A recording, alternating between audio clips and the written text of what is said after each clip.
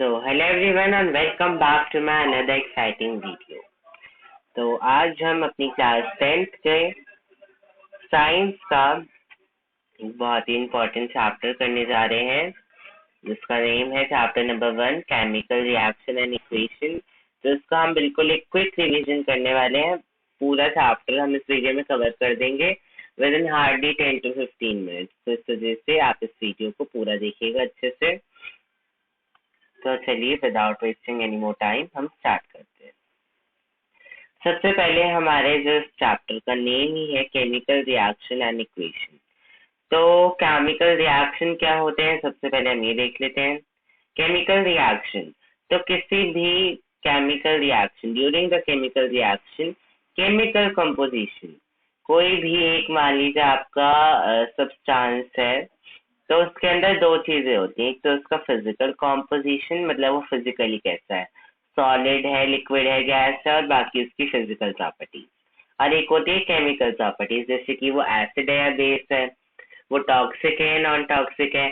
तो इस तरीके की जो भी उसका केमिकल कॉम्पोजिशन होता है ऑफ अ सब्सटेंस वो चेंज हो जाता है और कोई न्यू सब्सटेंस फॉर्म हो जाता है। मतलब क्या है कि जब कोई भी दो चीजें किसी रिएक्शन में जुड़ती हैं तो वो रिजल्ट करती हैं किसमें, एक किसी तीसरी चीज में, कोई थर्ड चीज हमें उसमें निकल के मिलती है जो कि जिसकी प्रॉपर्टीज बिल्कुल न्यू होती हैं या फिर चेंज होती है या फिर न्यू में हो जाती है उसकी प्रॉपर्टीज। तो यही होता है केमिकल रिएक्शन में। आगे बढ़ते हैं केमिकल इक्वेशन।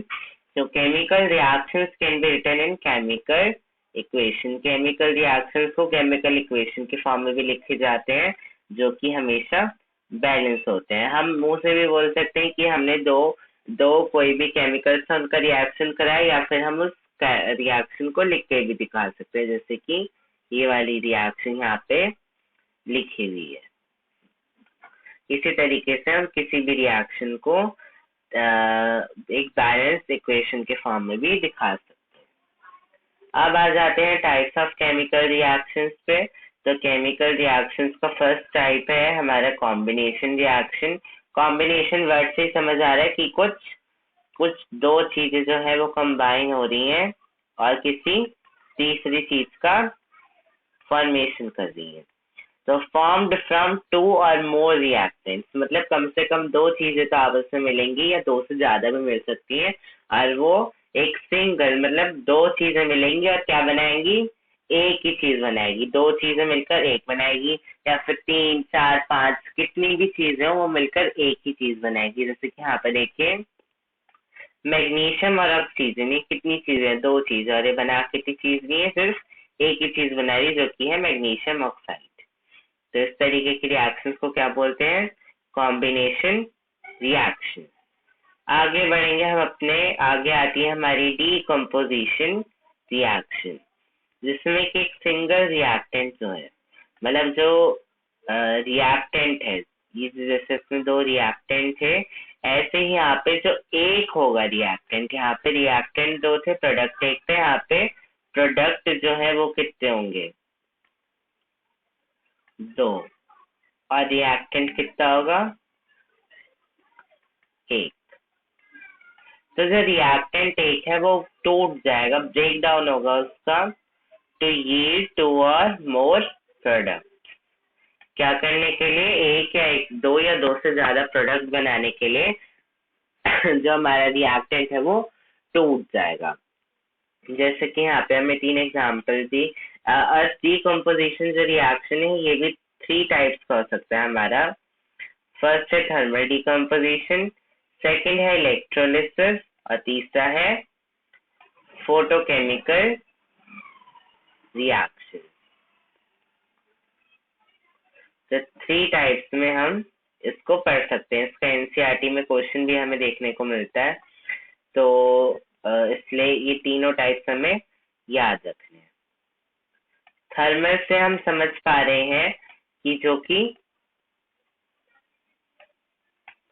हीट से रिलेट होना। थर्मल का मीनिंग ये होता है जो कोई भी चीज हीट से रिलेट हो रही हो। तो इसका मतलब क्या है कि जो PbNO3 है ये अपने आप तो टूट नहीं जाएगा, तो इसको हमें क्या देनी पड़ेगी, इसे हमें हीट देनी पड़ेगी। हीट को हम ट्रायंगल से शो करते हैं। तो ये कैसे टूटेगा, जब इसको हम हीट प्रोवाइड करेंगे तो ये 3 चीजों में टूट जाएगा, PbO, NO2 और ऑक्सीजन में। इसी तरीके से अगला आ जाता है हमारा इलेक्ट्रोलिसिस। इलेक्ट्रोलिसिस में क्या होता है, एक पूरा इसका प्रोसीजर होता है जिसमें कि 2 रॉड्स होती है कैटायन अनायन की। कैटायन की तरफ कुछ आता है और अनायन की तरफ कुछ आता है।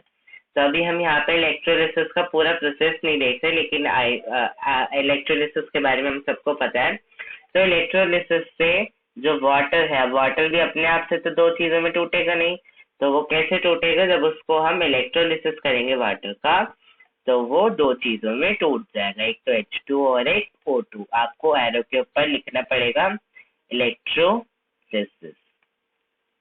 अगला आ जाता है फोटोकेमिकल। फोटोकेमिकल मतलब लाइट से, कुछ भी चीज पे लाइट गिरे तो वो टूट जाए, जैसे कि AgBr, सिल्वर। सिल्वर पे जब भी हम लाइट डालते हैं, Ag मतलब सिल्वर साइन होता है, और ब्रोमाइड। तो समझ में आ रहा है कि इसका मतलब है सिल्वर ब्रोमाइड। सिल्वर ब्रोमाइड जो है, जब वो उसको मतलब इसको वैसे तो बहुत प्रोटेक्टेड रखा जाता है। इसकी जो बॉटल होती है जिसमें स्टोर करा जाता है, बिल्कुल ही कवर्ड होती है ब्लैक किसी भी चीज से, ताकि लाइट से एक्सपोज ना हो। मगर फिर भी अगर इसे लाइट मिल गई, कभी लाइट का सोर्स मिल गया, तो ये टूट जाएगा सिल्वर में और ब्रोमीन में। तो ये थे हमारे डीकम्पोजिशन रिएक्शन के 3 टाइप्स। अब आ जाते हैं डिस्प्लेसमेंट रिएक्शन पे। डिस्प्लेसमेंट में क्या होता है, जो 1 एलिमेंट है वो क्या हो जाता है, डिस्प्लेस हो जाता है किससे, अनदर एलिमेंट से। जैसे कि यहाँ पे देखिए हमें दिया हुआ है जिंक और कॉपर सल्फेट। तो क्या होगा, रिएक्टिविटी सीरीज अगर आपको पता हो तो Zn is more reactive than copper. तो ये क्या करेगा, जो जिंक है ये यहाँ पे कॉपर की जगह ले लेगा और ये बना लेगा जिंक सल्फेट, और कॉपर जो है वो अलग से निकल जाएगा। तो ये तभी पॉसिबल है जब कोई ज्यादा रिएक्टिव वाला किसी कम रिएक्टिव वाले के साथ हो। अगर यहाँ पे पहले से जिंक सल्फेट दिया होता और कॉपर लिखा होता तो भी कुछ नहीं होता। मतलब रिएक्टेंट साइड पे अगर कोई भी यहाँ पे कोई कम रिएक्टिव दिया हुआ, यहाँ पे कोई ज्यादा रिएक्टिव दिया हुआ, तो आप लिख देंगे नो रिएक्शन। क्यों? क्योंकि जो सिर्फ ज्यादा रिएक्टिव है, रिएक्टिविटी सीरीज के अकॉर्डिंग जिंक ज्यादा रिएक्टिव है कॉपर से, तो इस वजह से जो जिंक है वो तभी कॉपर को डिस्प्लेस कर देगा उसकी लोकेशन से और खुद बना लेगा जिंक सल्फेट। इसी तरीके से आगे बढ़ेंगे डबल डिस्प्लेसमेंट रिएक्शन पे। डबल डिस्प्लेसमेंट में एक्सचेंज हो जाता है किसका, आयंस का between the reactant.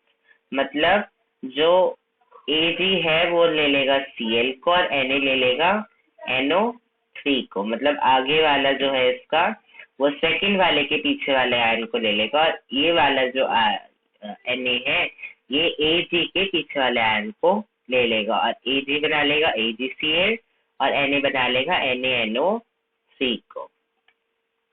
Redox reaction क्या है, इसमें एक का ऑक्सीडेशन होता है, एक का रिडक्शन होता है। तो जिसमें बोथ ऑक्सीडेशन और रिडक्शन हो रहा है उसको क्या बोलते हैं, रेडॉक्स रिएक्शन। जैसे कि यहाँ पे कॉपर के पास ऑक्सीजन था, मगर जब भी यहाँ पे रिएक्टेंट मतलब जब इसका प्रोडक्ट फॉर्म हुआ, जस्ट अ व्हाइल वेट, जब ये CuO जब इसका प्रोडक्ट बना यहाँ पे Cu, तो इसमें से ऑक्सीजन रिमूव हो गया। ऑक्सीजन रिमूव होना मतलब रिडक्शन हो जाना, तो ये हो गया रिड्यूस। इसका हम लग देंगे रिडक्शन। एंड जो H2 था इसके साथ ऑक्सीजन ऐड हो गया। तो किसी भी चीज में अगर ऑक्सीजन ऐड हो जाता है तो उसका क्या हो जाता है, oxidation. I am not writing the complete word, आप इतने समझ जाइएगा, बाकी मैंने आपको ओरली बता ही दिया है। तो आई थिंक ये आपको क्लियर हो गया होगा। ऑक्सीडेशन एंड रिडक्शन क्लियर हुआ है तो कमेंट सेक्शन में थम्स अप बना दीजिए। एक्सोथर्मिक रिएक्शन पे आते हैं, इसमें सारी रिएक्शंस आपकी कवर हो रही हैं एक ही बार में। एक्सोथर्मिक रिएक्शंस के बारे को अगर हम देखें तो इसमें क्या होता है, a chemical reaction in which heat energy is evolved. Evolved मतलब प्रोडक्ट तो बना ही, C+O2 में CO2 तो बना ही, लेकिन साथ में बहुत सारी हीट भी निकली। तो ऐसे रिएक्शन को हम क्या बोलेंगे, एक्सोथर्मिक रिएक्शन। और एंडोथर्मिक में क्या होता है, इसका उल्टा हो जाता है। एंडोथर्मिक में हीट जो है वो ऑब्जर्व करता है, जैसे कि ZnCO3 है, ये टूट जाएगा ZnO और CO2 में, लेकिन अपने आप से तो टूटेगा नहीं। कैसे टूटेगा, जब इसको हीट मिलेगी। जैसे कि हमने डीकम्पोजिशन रिएक्शन में थर्मल डीकम्पोजिशन देखा था, तो ये भी किसका एग्जाम्पल है, एंडोथर्मिक रिएक्शन का। क्यों, क्योंकि इसमें हमें खुद से हीट देनी पड़ रही थी ताकि जो ये रिएक्टेंट है ये अपने दो प्रोडक्ट्स में टूट जाए। रिडॉक्स रिएक्शन के बारे में यहाँ पे डिटेल में दिया हुआ है, chemical reaction in which both oxidation and reduction take place simultaneously. इसमें ऑक्सीडेशन भी और रिडक्शन भी हो रहा हो। तो ऑक्सीडेशन में क्या होता है, या तो ऑक्सीजन गेन हो जाता है, या तो ऑक्सीजन मिल जाता है, या फिर हाइड्रोजन जो है वो चला जाता है। और रिडक्शन में इसका उल्टा हो जाता है, ऑक्सीजन या तो हट जाता है या फिर हाइड्रोजन जो है वो आ जाता है। अब ZnO और C+C में देखिए, ZnO के पास क्या था, ऑक्सीजन था, लेकिन जब इसका प्रोडक्ट बना यहाँ पे तो इसके पास से ऑक्सीजन हट गया, तो ये क्या हो गया, रिडक्शन हो गया। लेकिन वही जो C अकेला था, इसका जब प्रोडक्ट फॉर्म हुआ CO, तो इसमें ऑक्सीजन ऐड हो गया, तो इसका क्या हुआ, ऑक्सीडेशन। तो इस वजह से इन दोनों का एक साथ ऑक्सीडेशन भी हो रहा है, रिडक्शन भी हो रहा है। इस वजह से किसका एग्जाम्पल हो गया हमारा, रिडॉक्स रिएक्शन का। देखिए यहाँ पे लिखा भी हुआ है, ZnO रिड्यूस हो गया किसमें, Zn में, तो इसका क्या हो गया, रिडक्शन हो गया। वही जो C था वो ऑक्सीडाइज हो गया CO2 में, इससे जिसका क्या हुआ, ऑक्सीडेशन।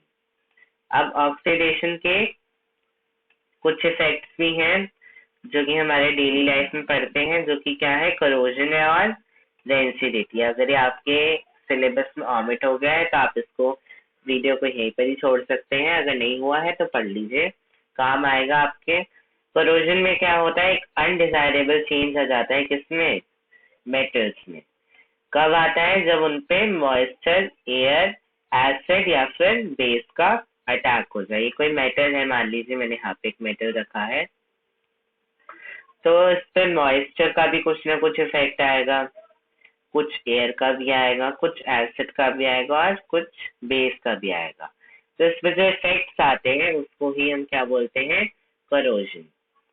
करोजन का एग्जांपल हो गया जैसे रस्टिंग ऑफ आयरन, आयरन पे एक धूल की लेयर चढ़ जाती है जिससे कि आयरन खराब हो जाती है। ऐसे ही हाइड्रेटेड आयरन ऑक्साइड, ये आपको याद नहीं करना है, आप सिर्फ इतना भी लिखेंगे तो चल जाएगा, क्योंकि आयरन ऑक्साइड का पूरा वाटर के साथ फॉर्मूला दिया हुआ, तो अभी आपको अगर नहीं याद हो रहा तो आप इतना ही इसको छोड़ सकते हैं। Fe2O3, rusting of iron Fe2O3, इतना ही लिखना है। रेंसिडिटी पे अगर हम जाए तो इसमें क्या होता है, अनडिजायरेबल चेंज आ जाता है in the oil containing food. खाना हम बनाते हैं, बनता किससे, ऑयल से। तो ऑयल जिसमें खराब हो जाए, items due to oxidation of fatty acid, fatty acid होते हैं ऑयल्स में, तो क्या हो जाता है, वो फैटी एसिड जो है वो उनका ऑक्सीडेशन हो जाता है, वो खराब हो जाता है, तो एक बहुत अनडिजायरेबल चेंज आ जाता है खाने में। अब हम कैसे प्रिवेंट कर सकते हैं इसको, एंटीऑक्सीडेंट्स दे सकते हैं हम फूड को स्टोर करने के लिए, एयर टाइट कंटेनर में हम रख सकते हैं खाने को। हम एयर